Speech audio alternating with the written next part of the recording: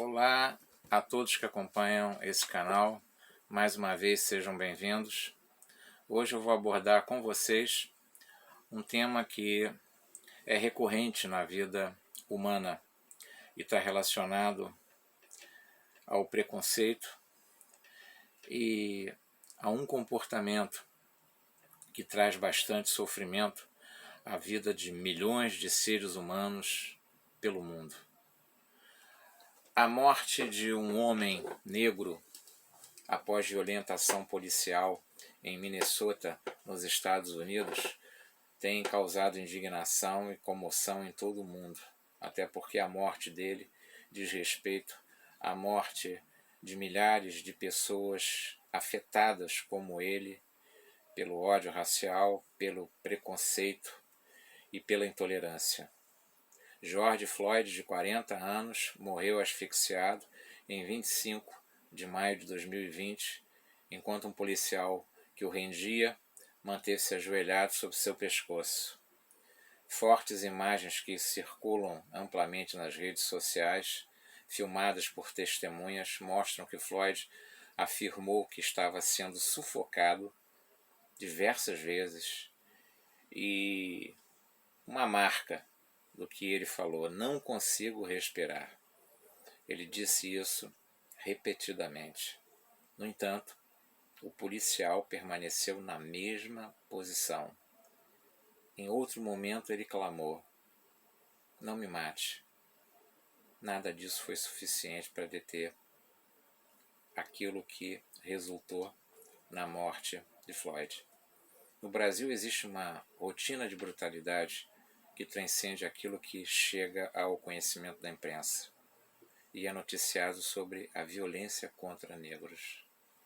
Há uma mentalidade ainda de navio negreiros que perpassa a prática de abordagem dos representantes da lei em comunidades de risco, assim como de cidadãos que têm esse tipo de comportamento.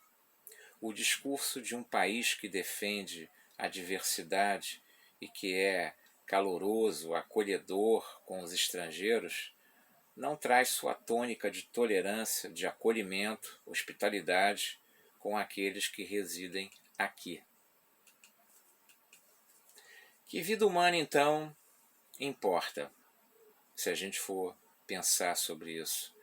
Na história da humanidade, há nefastos e trágicos registros sobre atos de dominação e arbítrio de certos grupos em relação a outros, impondo ideologias de raça, credo, gênero, que fazem parte de nosso passado e estão presentes em nossa vida o tempo todo. O que estamos dispostos a aprender com os nossos gestos de intolerância pessoal em relação a certas pessoas em nosso dia a dia comum?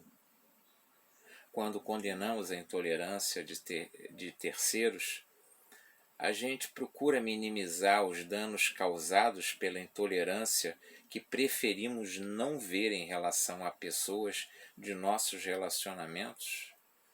Até onde vai a nossa imparcialidade?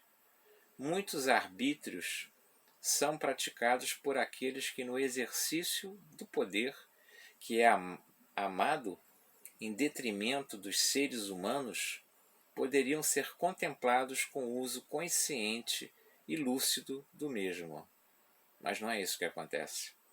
Atualmente temos manifestações populares significativas espalhadas pelo mundo para derrubar ídolos racistas históricos e manifestantes, citando um caso que participavam de um ato contra o racismo, agora em junho de 2020, em Bristol, na Inglaterra, eles derrubaram uma estátua de um comerciante de escravos. Esse tipo de idolatria não serve para uma sociedade que não deseja a intolerância como referência, como marco na sua história, para o entendimento do presente. É importante que a gente aprenda com a história para não repetir velhos erros e adquirir sabedoria para fazer melhores escolhas, escolhas mais humanizadas. Eles jogaram no rio essa estátua. É preciso que a gente jogue fora muito lixo que está guardado em relação a tudo que foi acumulado ao longo do tempo, dentro de nós e fora de nós. Precisamos, então, aprender a escrever a história de uma outra forma. Quando eu falo de escrever a história, não é reescrever o passado. O passado a gente não pode reescrever. A gente pode escrever o presente usando novas lentes para entender o passado, para não repeti-lo, especialmente em sua crueldade. Ter novas lentes para se desenvolver no presente uma nova visão. Fazer o presente com novas atitudes. Em função disso, eu escrevi um poema chamado Eu Não Consigo Respirar.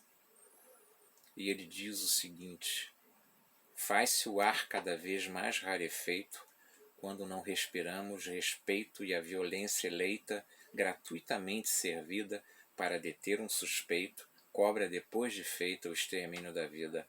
São muitos os episódios em que somos asfixiados pelo ódio, daquele logo escolhido para que zele pelo bem comum de cada cidadão, e que mata pela cor da pele, jogando a lei que protege no lixão.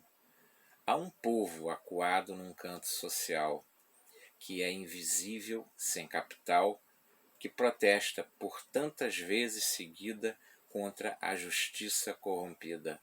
E embora faça barulho nas ruas, não é prioridade nas grandes cidades para muitas autoridades, que oferecem uma atenção de verniz, do policial ao juiz, e a indiferença marca presença como uma sentença. Enquanto o protesto continua.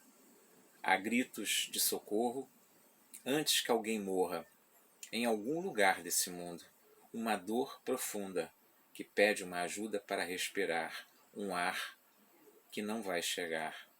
A ignorância por trás de fardas ensina como um coração se acovarda e gera a espúria regra de que nem toda a vida importa, e quem tem a alma morta não consegue abrir a porta para ver que há tanta luz na pele negra, que estrelas brilham intensamente no escuro, com uma luz que transcende muros e torna possível a existência do amanhecer, a promessa de que vale a pena viver.